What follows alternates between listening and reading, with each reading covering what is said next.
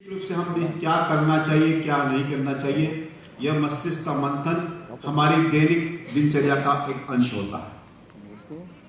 हम दैनिक जीवन में क्या हमको करना है, क्या नहीं करना है, कैसा चलना है, कैसा रहना है, कैसा खाना है, कैसा पीना है। आयुर्वेद की परिभाषा भी में जब कहा गया तो आयुर्वेद की परिभाषा में कोई बहुत बड़ी बात नहीं।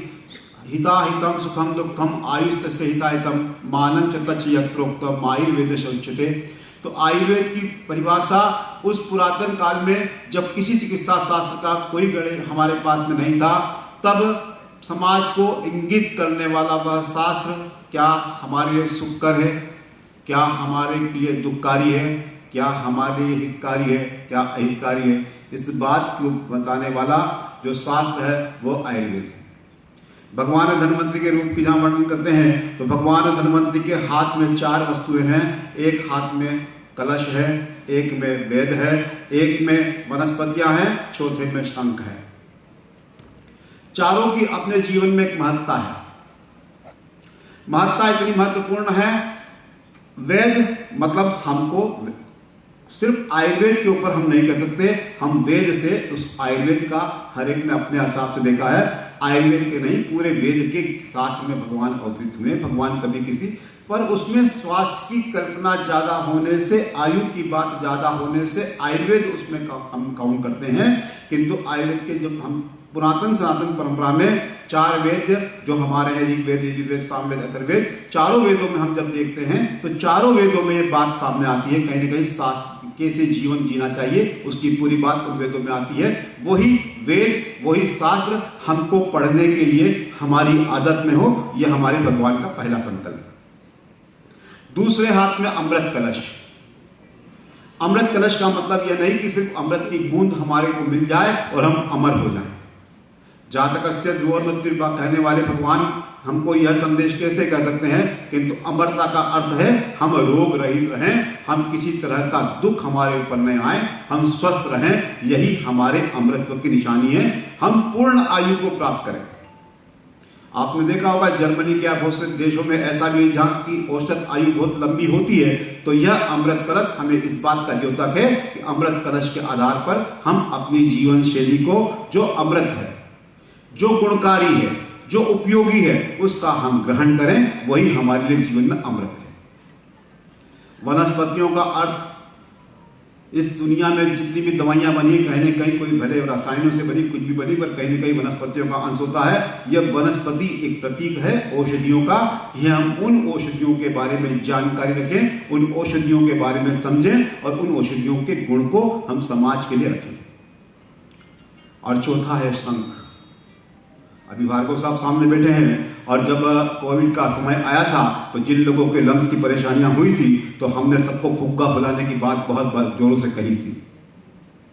यह फुग्गा फुलाने की बात कहें या शंख बजाने की बात कहें, यह शंख हमारे हृदय को और हमारे फेफड़ों को मजबूत करता है, हमारे शरीर को स्वस्थ रखता है। इस तरह से ये चारों की उपयोगिता हमारे जीवन में होती है। यह जीवन का दर्शन देने वाले ये भगवान धन्वंतरि हैं। और ये धन्वंतरि सिर्फ चिकित्सा शास्त्र के जो हैं उनके लिए नहीं, हर सनातन धर्म के मानने वालों को भी इसका पालन करना चाहिए। क्योंकि हम यदि स्वस्थ हैं, जैसा कि हमारे सबसे पहले हमारे दीक्षित जी ने कहा था कि पहला सुख निरोगी काया, तो हमारी काया को सुखी रखने के लिए, और यह भगवान धन्वंतरि का पूजन सिर्फ धनत्रयोदशी के दिन या धन्वंतरि जयंती के दिन नहीं, यह भगवान धन्वंतरि का पूजन तो हमको रोज बदन करना चाहिए, जिससे हम अपने जीवन में एक स्वस्थ शरीर की कल्पना के साथ हम स्वस्थ रहने का अभ्यास कर सकें। यह बहुत महत्वपूर्ण विषय है। मैं जिस संगठन में काम करता हूं वो है आरोग्य भारती।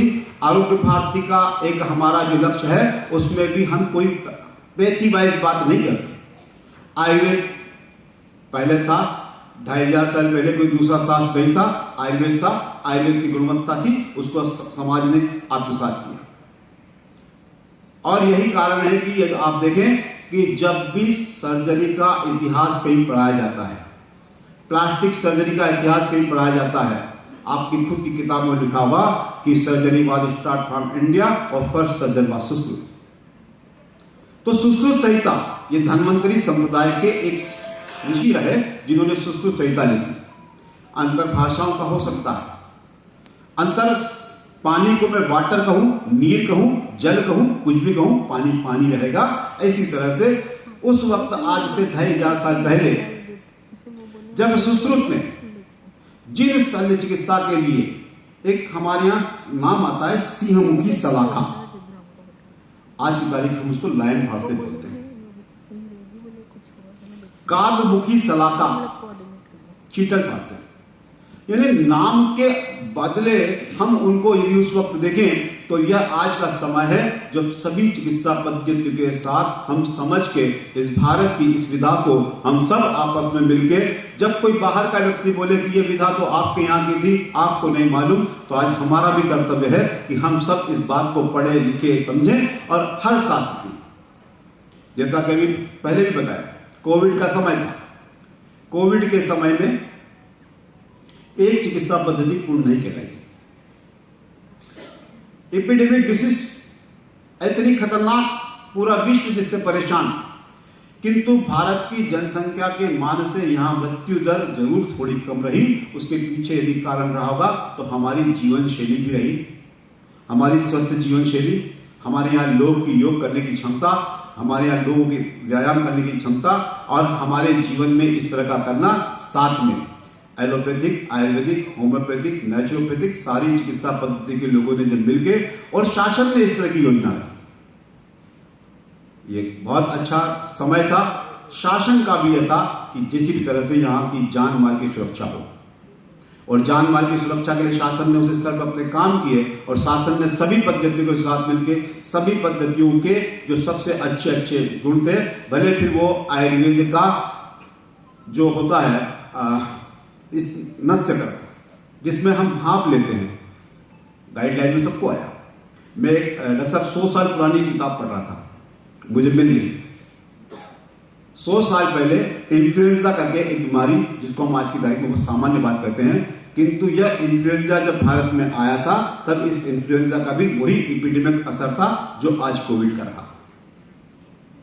और इस एपिडेमिक होने के कारण उस वक्त जो मैं गाइडलाइन पढ़ रहा था, तो उस वक्त भारत सरकार तो थी नहीं, परंतु जो ब्रिटिश सरकार या जो उस वक्त के शासनाधीन के जितने भी थे और अलग अलग जितने भी राजा महाराजा जिन्होंने अपनी गाइडलाइन निकाली, उसमें स्पष्ट रूप से लिखा है स्वच्छता का ध्यान रखें, मुंह पे कपड़ा बांधें, हाथ धोते रहें, और साथ में भीड़ से या अलग अलग वातावरण में जाने से बचें, बच्चों को स्कूल न भेजें, छुआछूत से बचें। यह बात 100 साल पहले भी हुई थी, 100 साल पहले भी एपिडेमिक था, साइंस ने इतनी उन्नति करी, उसके बाद भी 100 साल बाद ही आया, तो हम लोग को सोचने के लिए मजबूर करता है कि साइंस की उन्नति के साथ भी वर्तमान दौर में हम सब मिलकर इस राष्ट्र को स्वस्थ कैसे रख सकें, यह हमारी कल्पना में होना चाहिए। उसके बाद भारत सरकार ने एक नई बात योजना रखी, आरोग्य भारती उसमें सहभागी है। हम अपने भारत का अब स्वास्थ्य 2047 तक कैसा रखे, इसके ऊपर चिंतन आज से शुरू हो चुका है। और जब यह चिंतन शुरू हुआ है तो सारी व्यक्तियों के साथ तो एक राष्ट्र एक स्वास्थ्य, ऐसी बात भी सामने आई। तो हर चिकित्सा पद्धति के जो अच्छी चीज है, जो अच्छी बातें हैं, उसको हम रखें। हर चिकित्सा पद्धति की अपनी अपनी सीमाएं हैं। आयुर्वेद, मैं आयुर्वेद का विद्यार्थी हूं, मैं आयुर्वेद का छात्र हूं, चिकित्सक हूं, मैं नहीं कहता कि आयुर्वेद परिपूर्ण है। हम एलोपैथी में हैं, हमको भी लगता है कि कहीं ना कहीं हमारी भी कई सीमाएं होती हैं। हम कहीं जाके बोल देते भैया इसका बात उनके पास कुछ नहीं है, हम उसको ऑटोइम्यून कह के छोड़ दें या कुछ भी कह दें, किंतु कहीं नहीं। ये सब बातें, होम्योपैथी की अपनी सीमा है, नेचुरोपैथी की अपनी सीमा है, सभी चिकित्सा पद्धति की सीमा है, किंतु इन सीमाओं के साथ मिलकर जुड़कर यदि कोई एक बड़ी चीज खड़ी होती है तो वो जो बड़ा शास्त्र बनेगा वो भारत को पूरे विश्व में स्वास्थ्य के क्षेत्र में भी एक विश्व गुरु बनाने के लिए अग्रसर होगा। यही एक बहुत बड़ी बात होगी हमारी। और धन्वंतरि जयंती के दिन मैं आपसे यह आग्रह करूंगा कि यह जो हम विषय रख रहे हैं, यह हमारा विषय, हम सभी चिकित्सा पद्धतियों का सम्मान के साथ हम अपने आप को आगे लाएं। मेरी एक दूसरी लाइन थी, न त्वं कामे राज्यम न स्वर्गम न पुनर्भवम कामये दुख तप्ता नाम प्राणिनाम आर्तिनाशम। न मैं राज्य की कल्पना करता हूं, न त्वं कामे राज्यम, ना स्वर्गम न पुनर्भव, न स्वर्ग में कल्पना है न पुनर्जन्म में कल्पना है।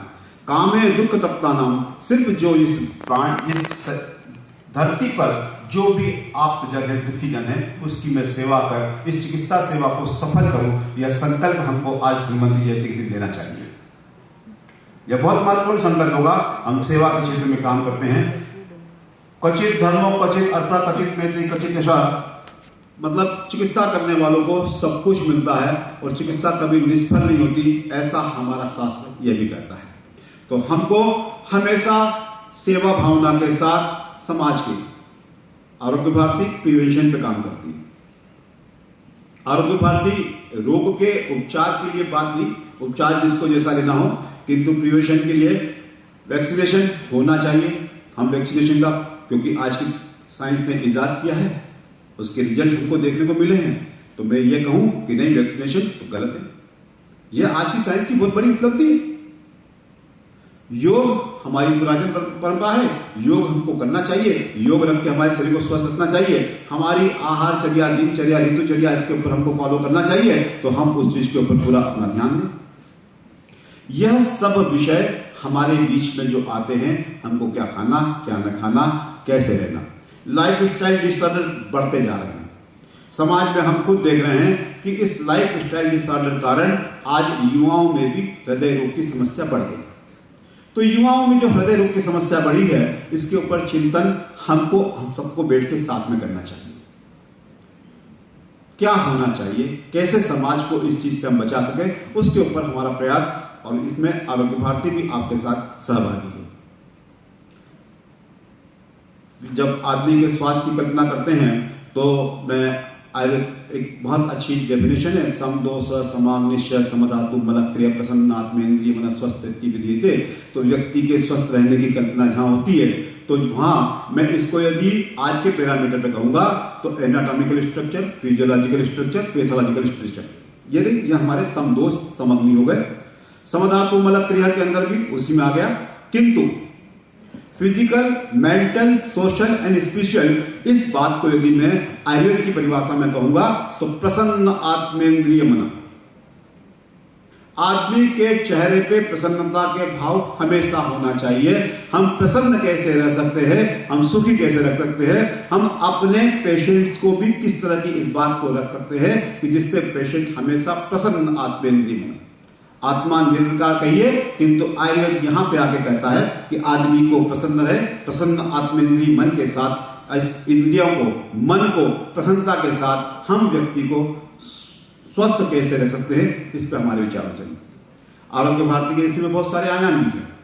हमारे दो महत्वपूर्ण जो काम है, उसमें एक है आज जो हमने किया धन्वंतरि पूजन।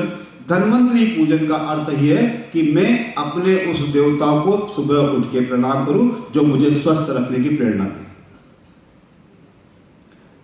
अंतरराष्ट्रीय योग दिवस पर योग करना, योग दिवस के मार्फत हम यह संदेश लेकर समाज के बीच में जाते हैं कि हम स्वस्थ कैसे रह सकते हैं और नियमित रूप से योग का अभ्यास करें।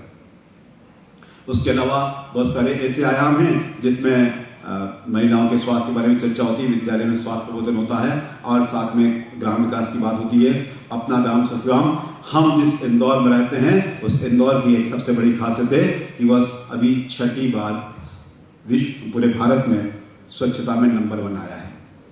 तो जो शहर स्वच्छता में नंबर 1 आया है, वह शहर स्वास्थ्य में भी नंबर 1 आए, ये हमारी कल्पना हो, हम सबका संकल्प हो। और इन्हीं बात के साथ मैं आपसे पुनः अपने शब्दों को विराम देते विदा लेता हूं कि मैं स्वस्थ, मेरा परिवार स्वस्थ, मेरा राष्ट्र स्वस्थ, मेरा ग्राम स्वस्थ, मेरा राष्ट्र स्वस्थ, और सब स्वस्थ रहने के बाद सबके स्वस्थ जीवन की मंगल कामना करता हूं और आप सभी से मैं विदा करता हूं। जय धन्वंतरि।